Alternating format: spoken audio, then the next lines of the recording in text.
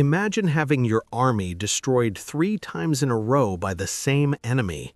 Imagine watching 80,000 of your men be slaughtered in a single day and still having to look at what remains, take a deep breath, and find a way to win. Most civilizations would have collapsed. Rome did not. And what Rome did next is one of the most brutal, intelligent, and underestimated stories in all of ancient history. A story most people have never heard, yet one that changed the course of the Western world forever. Here's what no one tells you.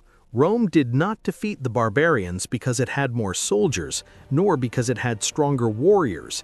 In fact, the numbers were against it. Around 40,000 Romans faced a force of up to 100,000 Germanic warriors, massive, fierce men who had already humiliated the legions in open battle multiple times. The Roman victory did not come from brute strength. It came from something far more powerful: strategy, psychology, and the audacity of a man Rome itself once despised. A man who took a broken army and turned it into a perfect trap. That man's name was Gaius Marius, and the battle he fought at Aquae Sextii is a masterclass in how intelligence defeats brute force, how patience overcomes impulse, and how a single general with the right strategy can change the fate of an entire civilization. In this video, you will discover every detail of this story, the humiliating defeats that came before the turning point, the reforms that transformed the Roman army, the brilliant trap Marius set, and the massacre that followed. The kind of knowledge few people have access to, and that changes how you see leadership, strategy, and power. And if you enjoy this kind of content, make sure to like the video and subscribe to the channel so you don't miss any future stories. Now sit back, because this story is about to begin. By the end of the 2nd century BC, Rome was already a power that had conquered much of the Mediterranean world, but internally the Republic was cracking. The political elite fought among themselves for power, social inequalities boiled over in the streets, and the army, once considered invincible, was beginning to show its first fractures. It was precisely at this moment of fragility that a threat emerged from the north, one Rome had never faced with such intensity: the Germanic tribes. The Cimbri and the Teutones were marching toward the heart of the Roman world like a storm no one knew how to stop. What followed was a system of defeats that shocked even the most seasoned senators. In 111 BC, the Romans suffered the first blow. In 112 BC, another defeat, as if fate were sending a warning Rome stubbornly refused to heed. And then, in 105 BC, came the moment that would be etched into the collective memory of an entire civilization: the Battle of Arausio. On that day, around 80,000 Roman soldiers lost their lives in a single engagement. To grasp the scale of this disaster, it's as if an entire city had been wiped off the map in a matter of hours. The panic that seized Rome after Arausio was not just political, it was visceral, human, almost primal. People in the streets feared waking up to see barbarians at the gates. All of Italy seemed within reach of a devastating invasion, and the Senate, that institution that prided itself on having an answer for everything, found itself paralyzed in the face of a problem its old solutions could no longer solve. Rome urgently needed something that did not yet exist, or rather, someone who had not yet risen to power. Amid chaos and desperation, Rome was forced to do something it would never have done in normal times: entrust command to a man the elite despised. Gaius Marius was not noble, did not have blue blood in his veins, and did not attend the same lavish banquets as the senators in embroidered togas. He was a plebeian, the son of common people, the kind Rome was used to using as expendable pawns. Yet it was precisely this man, ignored and underestimated by the aristocracy, who took a broken army and turned it into a perfect war machine in ancient history. The first thing Marius did was tear up the rules. Until then, serving in the Roman army required property, meaning the poorest were automatically excluded. Marius opened the ranks for everyone, regardless of wealth or origin. He created a professional, standing army, standardized equipment so that every soldier knew exactly what to carry and how to use it, and imposed training so rigorous that it turned ordinary men into elite fighters. It's the same principle used by high-performing organizations today. When you standardize processes and train consistently, the collective result surpasses any individual talent. From this philosophy emerged one of the most fascinating concepts in military history, the so-called Marius's mules. Each soldier was required to carry his own equipment, tents, tools, provisions, reducing dependence on long supply columns that made armies slow and vulnerable. The result was a leaner, faster force capable of operating in conditions that had previously been unthinkable. Marius didn't just reform the Roman army, he reimagined what an army could be.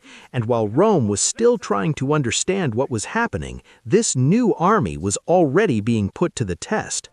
One of the greatest mistakes a commander can make when facing a powerful enemy is to act on impulse, and Marius knew this better than anyone. While the Teutones advanced with all their ferocity, expecting the Romans to meet them in open battle, Marius did the opposite. He established a heavily fortified camp in Gaul and simply waited. It was not cowardice, it was calculation, the kind of patience that separates an average general from a brilliant strategist, the ability to withstand pressure and act only at the right moment. But Marius went beyond passive waiting. He used this time to prepare his soldiers in a way few generals would even consider. He allowed the Teutones to approach the camp, to provoke, to shout, to attempt intimidation. Instead of reacting, he ordered his troops to observe the enemy up close, to study their movements, their war cries, their style of fighting. It was pure psychology applied to the battlefield. Once the fear of the unknown disappears, what remains is focus.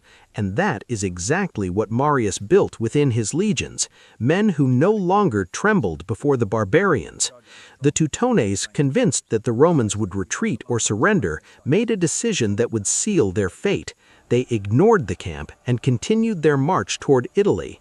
According to historical accounts, the enemy column took several days to fully pass by the Roman camp, and Marius's soldiers watched it all in silence, building a controlled rage that would be unleashed at the right moment. Marius then began to follow them, carefully choosing the terrain, the timing, and the ideal conditions for the confrontation to come. History does not always follow the script generals plan, and that is exactly what happened on the banks near Aquae Sextiae.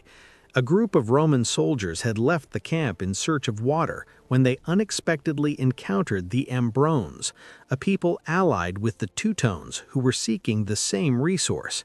What began as a casual and disorganized encounter quickly escalated into a real battle, the kind that appears in no manual, planned by no one, yet ends up shaping everything that follows. What happened next surprised even the Romans themselves. With no time for elaborate formations or precise orders, Marius's soldiers fought with what they had, and they won. The discipline forged through months of rigorous training proved stronger than the raw ferocity of the Ambrones. Here lies one of the most powerful lessons of this story. Consistent preparation is not just for the moments you plan, but especially for the moments you don't. When chaos arrives, what saves you is not improvised talent, it is habit built through routine. The defeat of the Ambrones had an impact far beyond the number of casualties. It shattered something that had haunted the Romans for years, the myth of barbarian invincibility. Those massive warriors, shouting strange names and fighting with near supernatural intensity, could indeed be defeated. The Roman soldiers returned to camp with something no equipment or tactic can manufacture from scratch: the confidence of those who have already won and know they can win again. And that confidence, as Marius well understood, would be the fuel for what was about to happen next. If there is one thing that defines the greatest strategists in history, it is the ability to shape the environment in their favor before the battle even begins. Gaius Marius did not choose the battlefield by chance. Every detail was calculated with the precision of someone who understands that wars are won long before the first sword is drawn. He positioned his troops atop a steep hill, ensuring that any enemy advancing toward them would arrive already exhausted, short of breath, and with their formation compromised. Terrain in the right hands is worth more than 1,000 extra soldiers. But Marius didn't stop there. While placing his main line on the hill, he secretly sent 3,000 elite troops under the command of Marcus Claudius Marcellus to hide in a forest behind the enemy. It was the second half of a two-stage plan that bordered on perfection: a visible force to draw the attack and an invisible force to seal the fate of those who advanced. It's the same principle seen in negotiations, sports, and even modern business, revealing only part of your strength while saving the decisive blow for the exact right moment. The provocation came through the Roman cavalry, which advanced toward the Teutones not to win, but to irritate. And it worked. Enraged and convinced that they would finally get their battle, the Teutones began climbing the hill toward the Roman legions, exactly as Marius had predicted. Every step uphill was another step deeper into the trap. From above, the Roman general watched it all unfold. And while the barbarians advanced with confidence, the 3,000 hidden soldiers in the forest waited in silence for the signal that would change everything. The Teutones charged up the hill with everything they had: war cries, raised shields, and the adrenaline of men who believed victory was within reach. But every meter gained uphill cost energy, breath, and precision. And when they finally reached the Roman line, they encountered something they did not expect: rested soldiers, in position, with arms full of pilum, the famous Roman javelins that Marius had modified specifically for this moment. The modification was simple, yet devastating. The metal shank was designed to bend upon impact, making the javelin impossible to remove and rendering the enemy's shield useless and too heavy to carry. The rain of pilum that fell upon the Teutones was like stripping a knight of his armor in the middle of battle. Without the protection of their shields, the barbarian formation began to break apart. Warriors who relied on intimidation and collective momentum suddenly found themselves exposed, vulnerable, without the wall of wood and metal that had protected them. That was when the Roman legions descended upon them with gladius in hand, maintaining tight formation with the discipline forged through months of relentless training. Each soldier knew exactly where to stand, what to do, and how to protect the man beside him. For a moment, the battle seemed evenly matched. The Teutones were experienced warriors, physically imposing, and fought with the ferocity of those who had nothing to lose. Parts of the Roman line even began to give way under the pressure of the barbarian advance, and any less attentive observer might have believed the outcome was still uncertain. But Marius had planned precisely for this moment, the moment when the enemy would believe they still had a chance, because it was exactly then, when the Teutones were fully committed to the fight at the front, that the signal was given. It was at that exact moment, when the Teutones were fully committed to the fight at the front, that the signal was given. From the depths of the forest, the 3,000 soldiers of Marcus Claudius Marcellus emerged in formation, fast and organized, striking from the rear with a force the barbarians had no way to absorb. Within minutes, what had been an intense battle turned into a nightmare without escape. The Teutones looked forward and saw the unshakable Roman legions. They looked back and saw a shock force advancing without mercy. They were surrounded, and there was nowhere to run. The collapse was swift and total. A fighting formation depends above all on cohesion, the sense that the men beside you are still there, that the line still holds. When that cohesion breaks, especially from two sides at once, what was once an army becomes a panicked crowd. And that is exactly what happened to the Teutones that day at Aquae Sextiae. Warriors who had crossed half of Europe with courage suddenly found themselves without coordination, without effective leadership, and without escape. Three conditions that together turn any military force into inevitable defeat. What followed was a massacre on a scale that would shock even by modern standards.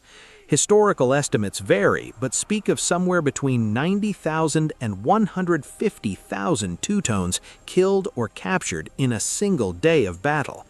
To put that into perspective, it's like a city the size of a regional capital was completely wiped out between sunrise and sunset. Gaius Marius had turned what could have been yet another Roman defeat into one of the most complete and devastating victories in ancient military history, and the world was still about to discover the full consequences of this achievement.